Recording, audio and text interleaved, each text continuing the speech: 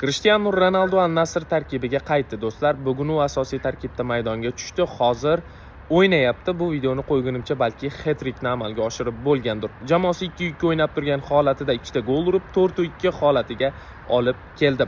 Men aytmoqchi bo'lgan narsam shuki, Cristiano Ronaldo necha yoshda bo'lmasin, xohlang 80, xohlang 90 yoshda bo'lmasin, uni jarima maydoni ichida gol sezish qobiliyati menimcha yo'qolmasa kerak. Bu umuman yoshga bog'liq bo'lmagan narsa deb o'ylayman.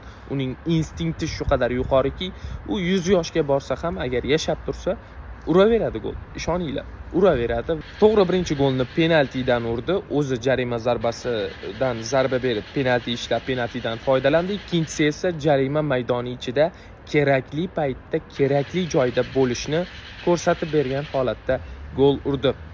Jahon chempionatiga bu ikki qariya boshqacha tayyorgarlik ko'ryapti. Biri jarima maydoni ichida o'zini dahshatli holatini namoyish etayotgan bo'lsa, ikkinchisi esa jarima zarbalari bilan bizni hayron qoldiryapti.